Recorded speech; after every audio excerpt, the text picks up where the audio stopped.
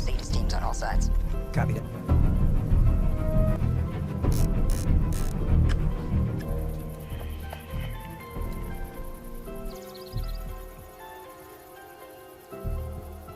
Speed.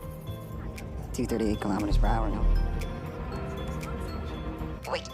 Civilian in play. I repeat, civilian in play. Confirm. Confirmed. Clear. Go ahead, Green.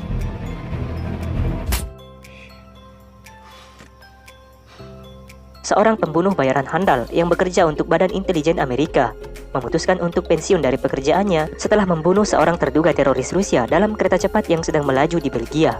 Namun siapa sangka, keputusan untuk berhenti justru membuatnya diburu oleh oknum dari Badan Intelijen tersebut karena ia mengetahui sedikit rahasia yang sedang mereka tutup-tutupi. Terakhir, ia juga baru mengetahui bahwa 25 tahun silam, sebuah perusahaan paramiliter swasta yang juga bergerak di bidang teknologi molekuler telah mengembangkan klon dirinya untuk dilatih menjadi pembunuh bayaran yang ditugaskan untuk membunuh dirinya sendiri. Bagaimanakah perjuangan Will Smith dalam menghadapi pembunuh bayaran yang sedang mengintai dirinya sendiri? Inilah dia alur cerita film Gemini Man.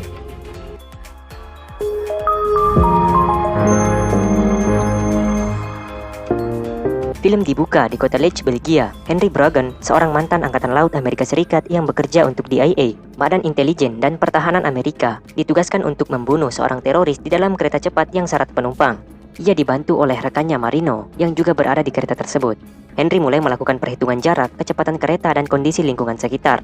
Begitu mendapat target yang dicarinya, secara tiba-tiba seorang anak kecil mendekati target. Setelah ibu dari anak tersebut mengajaknya kembali ke kursinya, Marino mengonfirmasi keadaan yang aman pada Henry untuk segera menembak.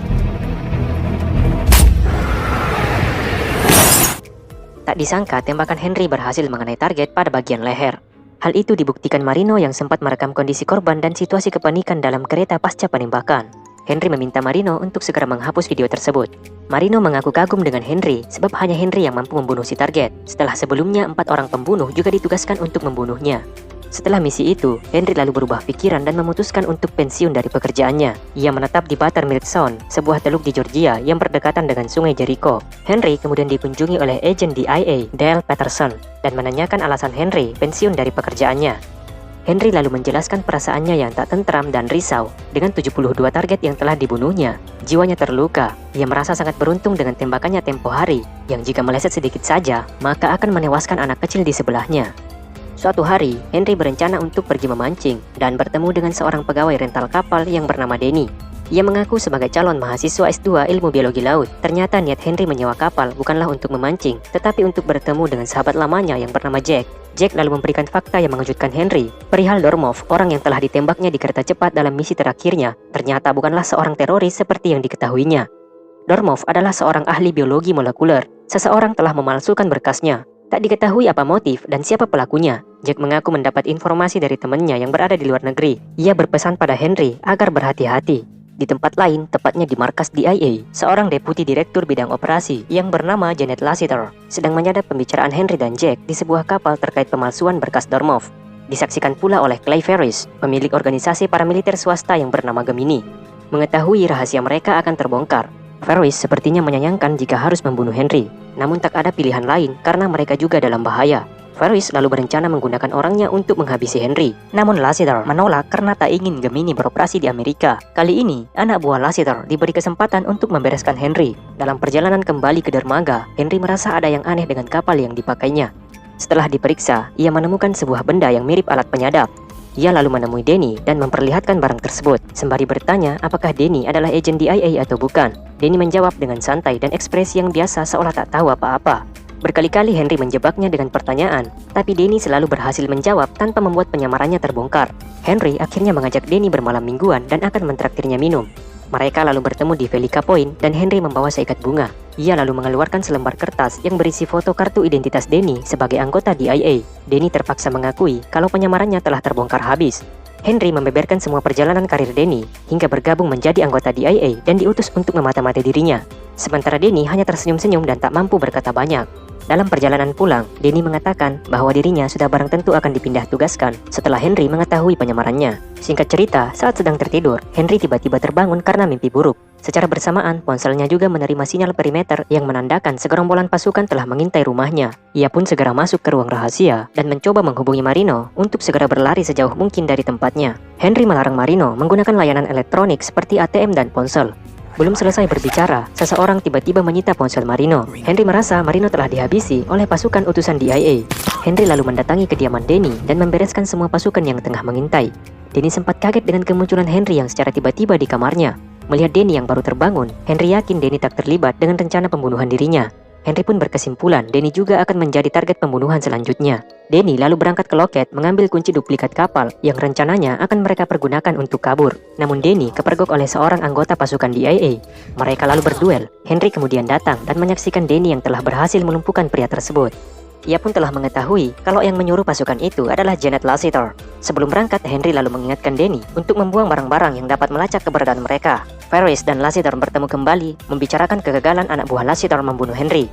Ferris berencana akan menggunakan Gemini untuk membereskan Henry dan membuat keadaan seolah-olah perbuatan itu dilakukan oleh orang Rusia. Mereka berdua lalu bersandar di sebuah pulau kecil dan menunggu sahabat Henry menjemputnya. Tak berselang lama berbincang-bincang, sahabat Henry yang bernama Baron benar-benar datang dengan pesawat mininya. Setelah Baron dan Denny saling berkenalan dan Henry memberitahu Jack yang kemungkinan telah mati, mereka pun segera bergegas meninggalkan pulau tersebut.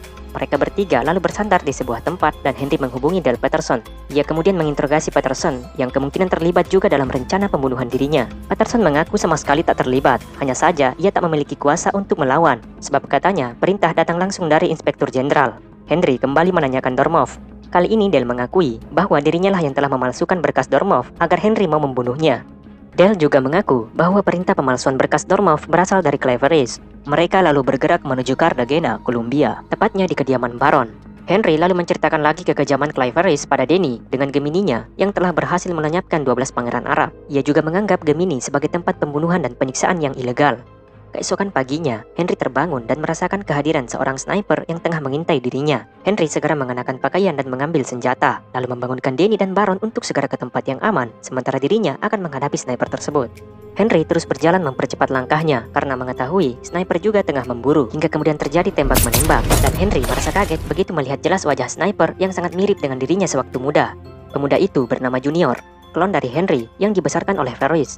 Ia menunda keinginannya untuk menembak dan memancing pemuda itu ke tempat di mana Henry bisa menanyainya. Mereka lalu berdialog perihal siapa yang mengutus pemuda itu dan kemiripan mereka. Henry juga mengatakan ia bisa saja membunuh Junior di atas gedung tadi jika ia mau, tapi Junior tak peduli. Ia tetap berambisi untuk membunuh Henry. Mereka lalu melanjutkan tembak-tembakan hingga Henry hampir terkena tembakan Junior. Henry lalu berusaha kabur setelah merampas motor salah seorang yang ditemuinya. Begitupun Junior yang tak mau ketinggalan. Pada sebuah kesempatan, Junior membuat Henry terjatuh dari motor yang dikendarainya. Dan disitulah Henry merasa kewalahan menghindari serangan Junior. Beruntung polisi segera datang dan membuat Junior menghilang. Henry lalu ditangkap oleh polisi setempat karena dianggap telah membuat keonaran. Beruntung Denny dan Baron mampu membuat lobi politik lewat jalur diplomasi, sehingga Henry diserahkan pada mereka berdua. Mereka lalu berencana menuju ke Budapest untuk menemui Yuri, informan Jack yang lebih mengetahui rahasia Ferris yang membuat Henry terus diburu. Lewat Baron, akhirnya mereka berhasil meminjam pesawat pribadi menuju Budapest. Denny lalu merawat luka Henry, sembari menanyakan Henry yang mungkin menyadari kemiripan wajahnya dengan Junior. Tapi Henry menolak untuk membahasnya, karena ia juga masih dibuat bingung dengan kenyataan itu. Ia bahkan merasa seperti melihat hantu sewaktu memandang wajah Junior. Di Glenfall GA, Ferris terbangun dan mendapati Junior yang sedang merawat lukanya. Junior lalu curhat pada Ferris yang mengaku sebagai ayah angkatnya. Ia merasakan hal yang aneh saat berhadapan dengan Henry, terlebih ketika melihat wajah mereka yang mirip. Ferris menganggap perasaan yang dialami Junior adalah rasa takut. Ia menyuruh Junior untuk mengatasi rasa takutnya itu. Katanya, Junior telah berada di ambang keberhasilan. Di Budapest, Hungaria, Denny lalu membawa sampel berupa topi milik Junior dan bercak darah milik Henry kepada ahli genetik untuk dilakukan identifikasi kesamaan DNA dari dua orang tersebut. Denny bahkan memberi uang lebih agar hasil keluar dalam waktu 2 jam, yang seharusnya membutuhkan waktu paling cepat 2 hari. Setelah mengetahui hasil uji DNA, Denny lalu memberitahu Henry bahwa Junior bukan saja mirip dengannya, tapi Junior adalah klon dari Henry. Petugas lab melakukan uji DNA sebanyak 3 kali dan hasilnya benar-benar identik. Henry masih bertanya-tanya mengapa mereka hanya mengklon dirinya saja. Tidak menutup kemungkinan kalau mereka juga telah mengklon dokter dan ilmuwan-ilmuwan lain. Denny memberikan alasan yang paling logis bahwa kemampuan Henry lah yang membuat Gemini memilihnya. Henry dianggap sebagai prajurit terbaik yang mampu membunuh target bergerak sejauh lebih dari 2 km dan hanya bisa digantikan oleh klonnya sendiri yang memiliki kelebihan di atas Henry dan tak mewarisi kelemahannya. Henry lalu bertemu dengan Yuri, orang yang ingin ditemui dan membuatnya ke Hungaria.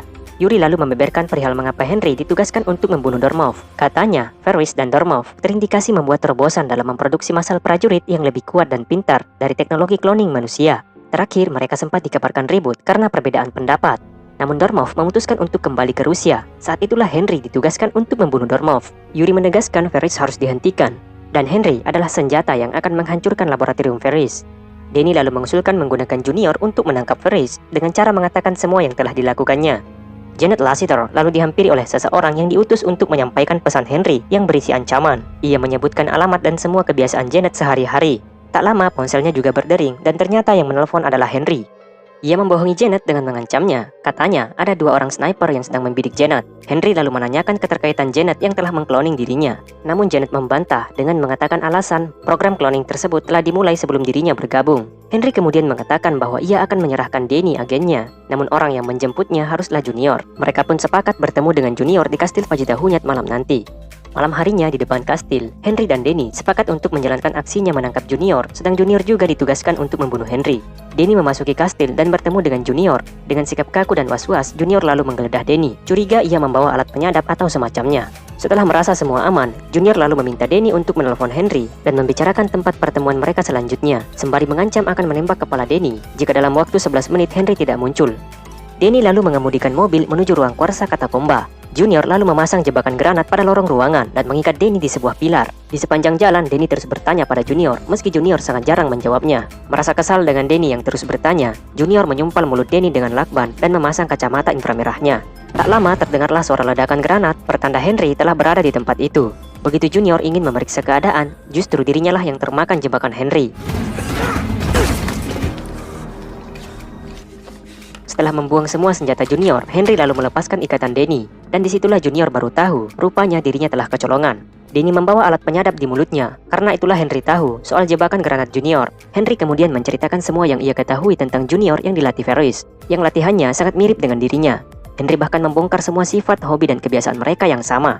Bahkan kelebihan dan kekurangan mereka. Henry menjelaskan mengapa Ferris memilih dirinya sebagai domba kloningnya. Karena Ferris tahu tak ada lagi prajurit yang seperti Henry. Akan tetapi Junior masih saja tak mempercayai Henry. Hingga akhirnya dengan nada tinggi, Henry membentak Junior dan memberitahu bahwa 25 tahun yang lalu, Ferris mengambil darah Henry dan mengkloning Junior. Ferris selama ini telah membohongi Junior dengan mengatakan bahwa Junior adalah anak yatim piatu. Meski begitu, Junior masih bersikeras dengan pendiriannya. Ia tetap ingin membunuh Henry. Mereka pun akhirnya bertarung habis-habisan hingga senjata Henry terjatuh dan diambil oleh Denny. Tapi Henry melarang Denny untuk menembak Junior. Perkelahian terus berlanjut sampai mereka bersama-sama tercebur ke kolam. Denny melihat Henry dalam bahaya. Ia pun segera mengambil tindakan menembak lengan Junior. Junior kemudian kabur sembari berteriak kalau dirinya bukanlah Henry. Mereka lalu terbang lagi ke Georgia mencari Ferris. Di markas Gemini, Junior yang dalam keadaan bingung datang menghampiri Ferris menceritakan kembali momen saat Junior menginjak usia 12 tahun, tepatnya di hari ulang tahunnya. Padahal Ferris telah mengatakan bahwa Junior adalah anak yatim yang dipungutnya di stasiun damkar, dan sudah barang tentu Ferris tidak akan pernah tahu hari ulang tahun Junior. Hingga akhirnya Junior mengeluarkan kalimat bahwa Ferris dan ilmuwan lab lah yang telah membuatnya, lalu kemudian dilatih untuk membunuh Henry. Ferris pun mengaku telah membohongi Junior selama ini. Ia lalu mencoba menghibur Junior dengan berkata bahwa Junior lah yang terbaik. Junior memiliki semua kelebihan Henry, tapi tidak mewarisi kelemahannya. Sementara Henry, Denny, dan Baron telah mendarat di Georgia. Mereka lalu masuk ke kawasan peternakan hendak mencari truk, namun dari balik persembunyian, Junior menembak Henry dengan racun lebah, hingga membuat Henry kesulitan bernapas. Junior lalu menyuntikkan penawarnya, yang membuat Henry kembali baikan. Ia lalu meminta izin untuk mengeluarkan sesuatu dari tubuh Henry. Junior lalu mencungkil alat pelacak yang ditanamkan pada bisep Henry 3 tahun yang lalu saat menjalani operasi. Rupanya, Junior telah balik berpihak pada mereka bertiga. Mereka lalu menuju ke markas Gemini untuk mencari Ferris. Di sepanjang perjalanan, Henry menceritakan kisah ibunya yang atas permintaan Junior. Saat mereka berhenti di lampu merah, Ferris tiba-tiba menelpon Junior dan menyuruhnya untuk lari meninggalkan mereka. Namun Junior tak menghiraukan Ferris. Saat Junior membelokkan mobilnya di persimpangan, sebuah pasukan tiba-tiba menembakkan misil ke arah mereka. Get out of the car! Go! Junior dan Henry selamat dari tembakan tersebut, tapi tidak dengan Baron. Junior lalu berlari mencari Ferris, sementara Henry dan Denny bersembunyi di balik tembok. Pasukan Ferris lalu memberondol mereka dengan senapan mesin berteknologi canggih yang meluluh lantakkan seisi bangunan. Junior kemudian berduel dengan ayah angkatnya. Henry lalu memberitahu Denny untuk menembak pasukan pada leher dan persendian, karena pada bagian tersebutlah celah dari baju anti peluru mereka. Perlawanan mereka tak sia-sia, karena banyak membunuh pasukan Ferris yang dibantu oleh FBI. Denny sempat tertembak pada bagian pahanya yang membuatnya kesulitan untuk berjalan. Saat Henry telah kehabisan peluru, sementara masih ada saja pasukan yang mengintai mereka, tak disangka Junior muncul dan menembak habis pasukan yang sedang mencari Henry. Ferris yang berpura-pura pingsan pun terbangun setelah melihat prajurit pembunuhnya. Mereka bertiga yang sedang berunding tiba-tiba dikejutkan dengan kemunculan anak buah Ferris yang hendak menembak Denny. Junior dan Henry pun bertarung melawan seorang prajurit Ferris yang tak kalah hebat. Ia seolah-olah tak mempan dengan peluru. Setelah Denny menembak tabung gas yang dilemparkan ke arahnya dan disusul dengan tembakan Junior yang bertubi-tubi, akhirnya anak buah Ferris pun tumbang. Henry lalu mencoba membuka topeng prajurit Ferris dan mereka pun terkejut setelah melihat wajahnya. Ternyata dia adalah klon dari Henry juga yang masih berusia belasan tahun. Dari belakang, Ferris lalu muncul dan menceritakan motifnya melakukan itu semua. Ia melihat aksi dan kehebatan Henry. Ferris mengharapkan versi sempurna dari Henry dengan mengklon Junior dan yang lainnya. Ia mengaku memiliki tujuan yang mulia, yaitu menggantikan prajurit yang kerap mengalami PTSD setelah perang, bahkan bunuh diri. Lebih jauh, Ferris ingin menciptakan dunia yang aman. Junior lalu mendekatkan moncong senjatanya pada Ferris, namun Henry mencegahnya. Ia berkata jika Junior membunuh Ferris, maka akan melukai dirinya sendiri, karena Ferris adalah orang yang merawat dan membesarkan Junior. Henry lalu meminta Junior melepaskan senjatanya. Namun tak disangka, justru Henry lah yang menarik pelatuk senjata itu, lalu menewaskan Ferris seketika. Ia tak ingin Junior menyimpan rasa bersalah karena telah membunuh ayah angkatnya. Henry lalu bertemu dengan Dale Patterson, dan Patterson meminta maaf pada Henry. Ia memastikan tak ada lagi klon yang lain. Begitupun dengan lab Gemini yang telah dibongkar. Sementara Patterson mendapat kesempatan bebas dari tuntutan jika ia telah membunuh Janet. 6 bulan kemudian, Henry dan Denny bertemu di sebuah kampus perguruan tinggi. Henry mengucapkan selamat pada Denny yang telah naik jabatan. Dari kejauhan, Junior datang menghampiri. Ia akan memasuki jurusan teknik. Henry membawakan paspor, SIM dan akta lahir untuk digunakan Junior. Junior juga telah mengganti nama menjadi Jackson. Junior lalu memandangi Henry dan mengatakan ia yakin 30 tahun kemudian ia juga akan memiliki penampilan seperti Henry. Mereka pun mencari tempat makan siang, dan sekian. Jangan lupa like, comment, and subscribe guys. Nantikan video kami selanjutnya. Thank you for watching and see you in the next video.